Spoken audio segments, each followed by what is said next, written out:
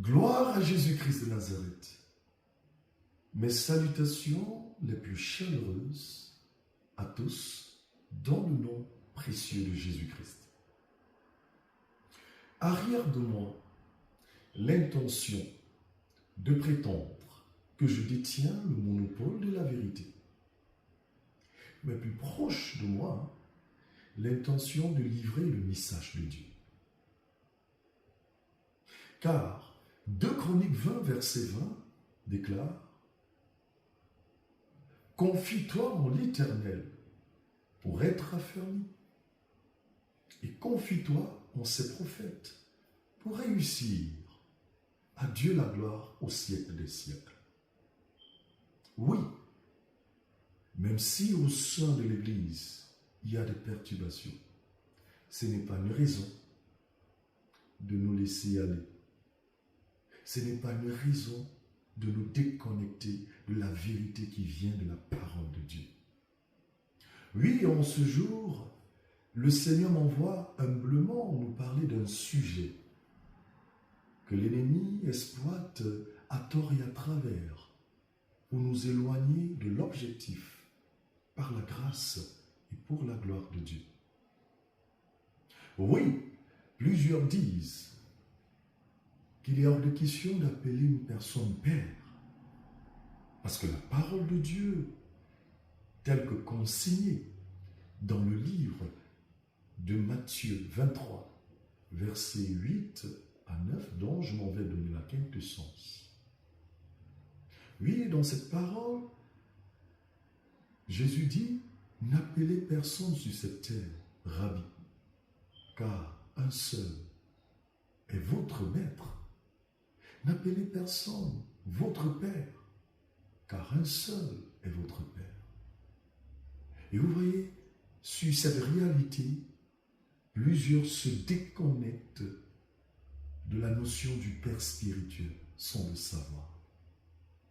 Et à ce niveau, je peux comprendre cette parole qui déclare que mon peuple périt faute de connaissance. Mais béni soit le nom de Jésus-Christ, de ce que la puissance de la révélation qui vient du Saint-Esprit brise le joug de la déformation de l'information au nom de Jésus-Christ. Je suis venu te dire que le diable contourne, détourne le contexte pour planter le mauvais prétexte. Mais béni soit le nom de Jésus, de ce que par la grâce et pour la gloire de Dieu, le Saint-Esprit m'envoie te dire de consulter la parole de Dieu dans 1 Corinthiens 4, le verset 14 à 17, dont je m'en vais donner la quintessence. L'apôtre Paul déclare « Même si vous avez 10 000 maîtres, cependant, retenez que vous n'avez qu'un seul Père, car c'est par lui que Jésus-Christ de Nazareth avait connecté ses enfants au salut. » Ici, l'apôtre Paul, justement, revendique sa place de Père spirituel. Dans cette histoire également, nous voyons l'apôtre déclarer aux enfants d'être ses imitateurs. Et il apporte cette précision en disant « Je veillerai pour vous envoyer mon enfant bien-aimé qui vous rappellera ma manière d'enseigner. » Ici, il y a un enseignement que nous devons saisir. Le premier enseignement, c'est l'enseignement concernant le maître.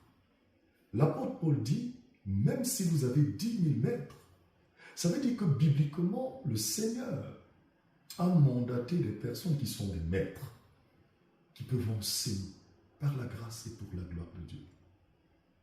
Jésus également a mandaté des pères spirituels.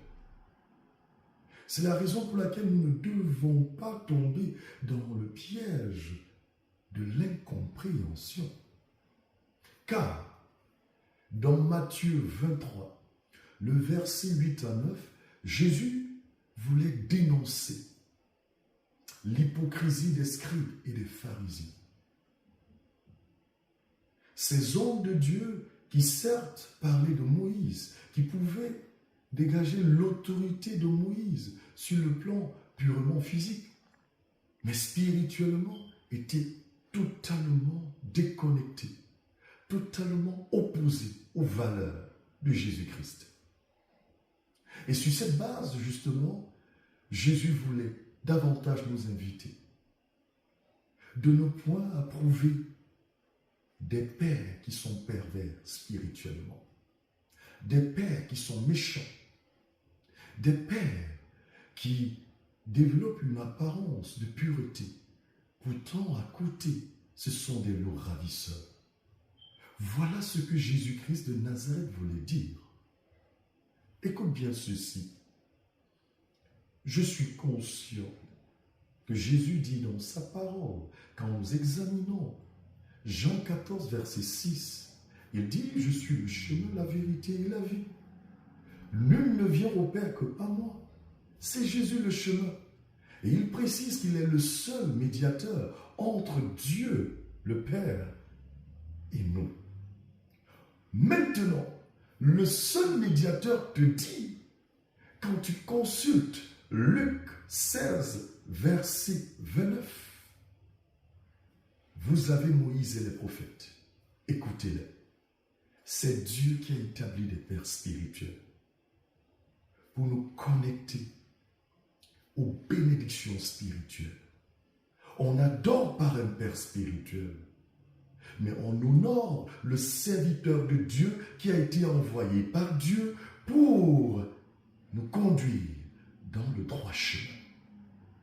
C'est la raison pour laquelle, quand tu consultes Hébreux 13, le verset 17, la Bible déclare d'obéir aux conducteurs et d'avoir pour eux une différence, un signe de respect, car ils veillent sur vous.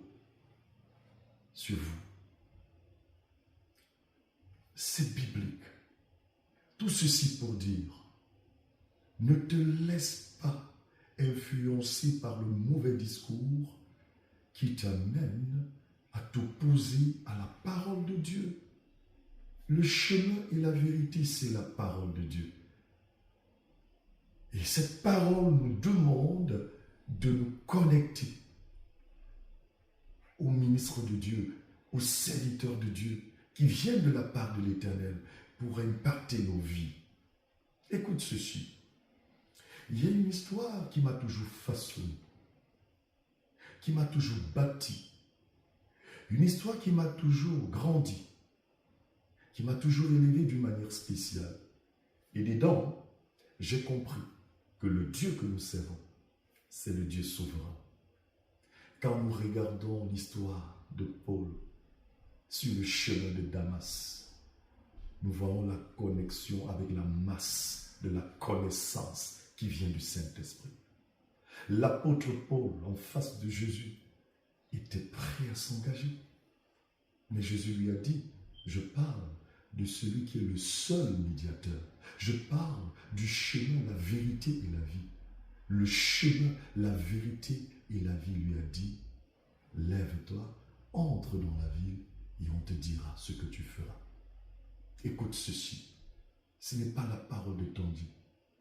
Il y aura toujours des gens que Jésus, dans sa souveraineté, a positionnés dans les pays, dans les villes, dans les églises, pour conduire le peuple. Comme en ce moment, je te demande, lève-toi et entre dans ton lieu de bénédiction. Dieu utilisera un véritable serviteur de Dieu pour te bénir au nom de Jésus, car il est souverain. N'enseigne pas à Dieu sa parole. Que Dieu nous bénisse. Retenons ceci. Jean-Baptiste est venu. Il ne mangeait pas, il ne buvait pas. Les gens ont parlé. Jésus-Christ de Nazareth est venu. Il mangeait, il buvait. Les gens ont parlé. Les gens ne cesseront de parler. En dépit de ta bonne volonté. Ce qui te reste à faire, c'est de toujours faire ce pourquoi Jésus-Christ de Nazareth t'a appelé. Car le discernement Fais place à la classe. Oui, je t'invite à lire la Bible avec l'Esprit de Dieu pour ne point tomber dans le piège de ceux qui défendent l'information prophétique. La vérité prophétique, elle ne se débat pas, mais elle s'impose au nom de Jésus-Christ. Amen.